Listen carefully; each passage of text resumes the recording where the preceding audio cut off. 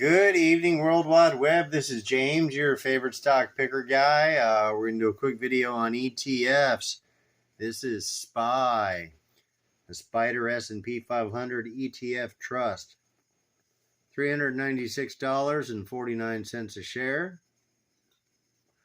It goes up with the S&P. There we go. The one thing I don't like about ETFs, well, the one thing I love about them is they're not as susceptible to independent company news. If Johnny's Tractor Service, all of his tractors blow up, it's not going to hurt my ETF. But if I own Johnny's stock, I'm screwed. So I like ETFs for that reason. They take a lot of risk out of the game.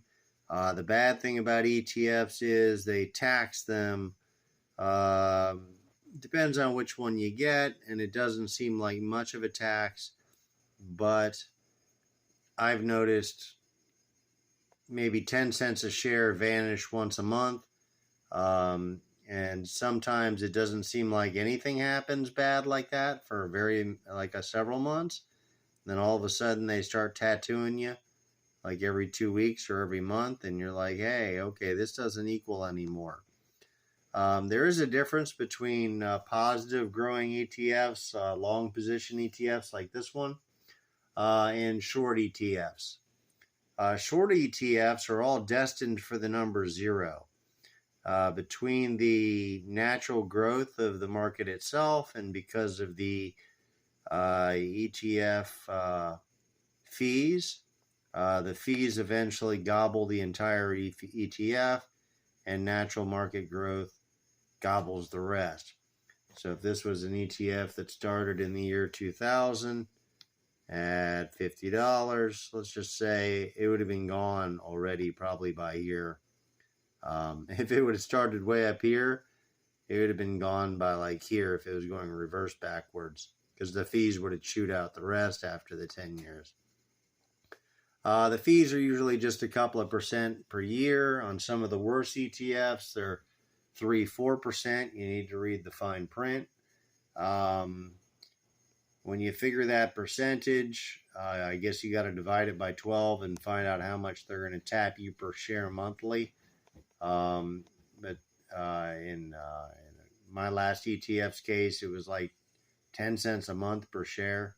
I'd wake up and be 10 cents down, and the Dow would be up. For instance, it was a Dow ETF. The Dow would be up for the day, and my ETF would be down. I'd be like, how the hell could that happen? Every other day, it's either up or down with the Dow. It's perfect, right on zero. You literally watch my profit turn into a loser or a winner right at the zero mark. But then you start noticing that doesn't happen anymore. And then it does start happening again for a while, and then one day it won't happen anymore. You're losing part of it. If you want to really invest in the S&P 500 with an ETF, maybe just buy one of each stock. That might be a better way to do it. Just do an incredibly do-it-yourself diversified portfolio. Sure, you'll have to buy 500 shares, just one of each, and you can eventually reach this plateau of non-taxed ETF world, which would probably seem like be a better world. Then you get the dividends from every one of those companies. You grow better than this, and you grow with the S&P just like you wanted to, and you got that diversification, and Johnny's Tractor Service can't hurt you so bad. So there's many schools of thought. If you're going to do a Dow ETF, there's only 30 stocks. I guess they might be expensive even if you bought them one at a time. But I'd almost rather just buy one of each one of those and call that my Dow ETF and kind of make my own. It seems to me it would make more sense. The backwards ones are especially troublesome because they are all headed for zero. If you hold them for a year or two, you're going to find yourself there perhaps. It just depends on how things go, I guess. The closer nature takes it to zero, the closer it gets to zero, and then the fees kick in, and next thing you know, you're like, what the hell happened? Oil's at the same price it was at last month, and my ETF is worth $3 less than it was last month.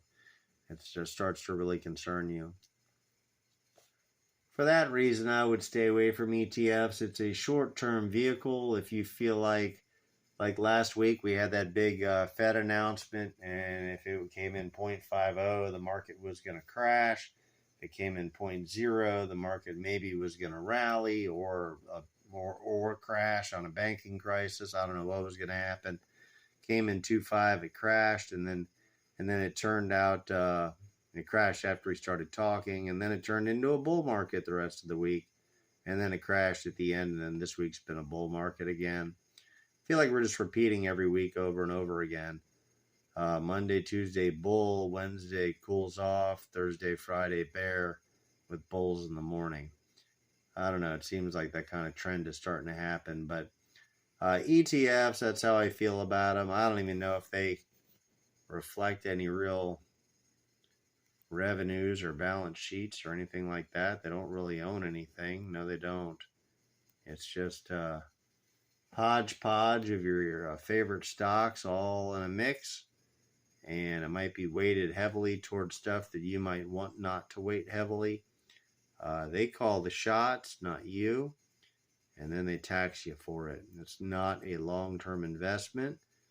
They do pay tiny dividends, and they are good for selling covered calls. If you like to sell covered calls, you can get some really nice ones out of these. But if you fall out of the money, you're not going to get your covered call anymore if you fall too far out of the money. Seems like it's been hard to do that with the S&P up until really lately, but this could still recover. I would expect it will one day. But 396, this one is obviously the S&P has completely overperformed their commission. That's why you see this one up at 396 when it was down at $100 in 2010. So it's gone up 4 times in 12 years. Wow, not too shabby, huh? How many things go up 4 times in 12 years? I guess a lot of things have lately, right? But yeah, that's just my feelings on ETFs. I wanted to share them with everybody. I'd say short term only. Don't forget to do your covered calls while you're at it. Get in, get out. Do it on a market event. Buy it. Get your covered call money in there. Hold it for a week. Hopefully it'll do what you want it to do. If it doesn't, you can wait a little longer. And once you go past a couple of months, you're going to start seeing the fees come rolling in. Shit's not going to start adding up all of a sudden. You're going to be like, wait a second. Why is my S&P 500 ETF down for the day when the S&P is up for the day? It's going to blow your mind. And once that starts happening more and more often, it blows your mind even more. So getting in and getting out seems to make a difference also. I don't know why. I'm just becoming a little suspicious of it. I left mine and then came back 2 days later. I ended up paying way more for it than I did the first time, and the Dow was at the same level as when I left. So I think maybe one of the little taxes hit while I was gone or something happened. But ETFs, buy one of each if you want to get into this. Just go get one AT&T, go get one, Cisco, get one Microsoft, get one of everything.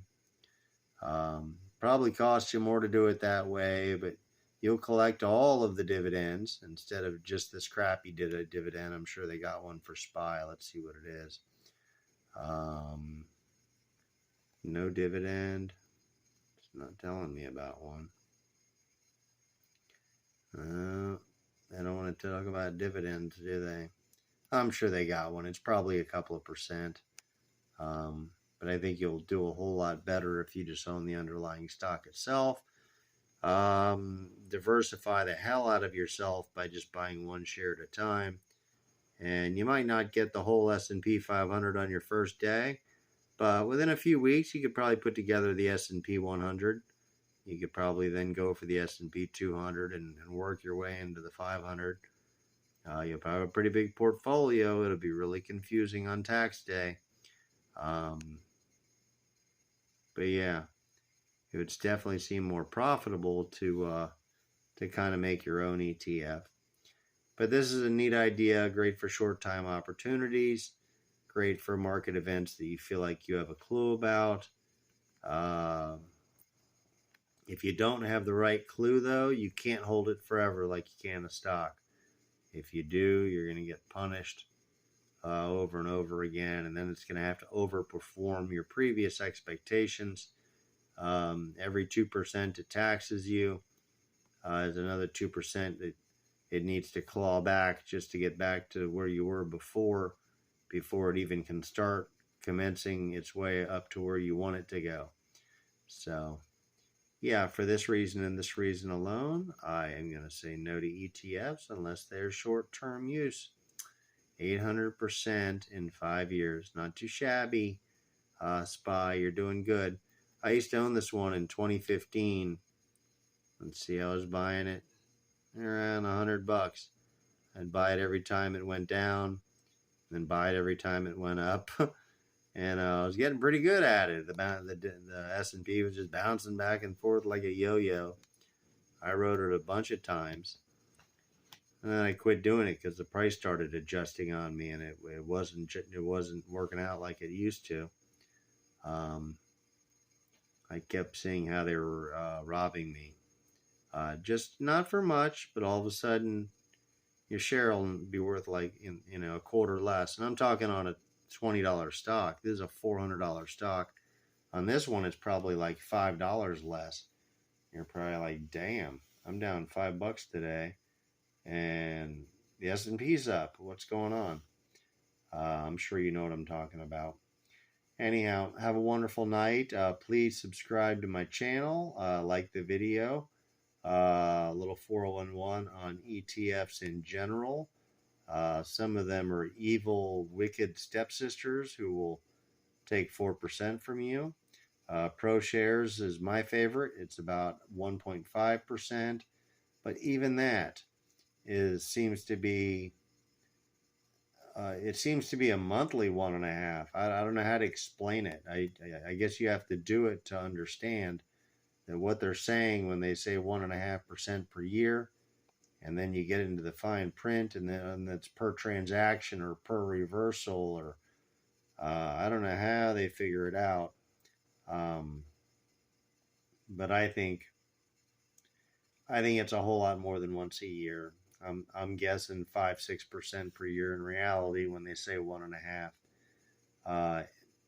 They're doing something with statistics on this thing, but you'll see it peel apart. Leave in the comments below if you've seen your ETF peeled apart by interesting fees that just seem to appear out of nowhere and cause this phenomenon that I witnessed myself. And have a wonderful night. I'll see you next time. Keep track of my channel for the latest stock updates. I'm going to have some winners on here shortly. Had some really good ones on lately. And yeah, we do stock updates. We go through the balance sheets. We take a look at them, find out what they do, see if they're worth buying. I kind of do your homework for you so you can sit there on your couch and enjoy yourself and not have to do all the surfing. So I'll do your surfing for you, and you subscribe to my channel, and we'll go from there. Have a wonderful night.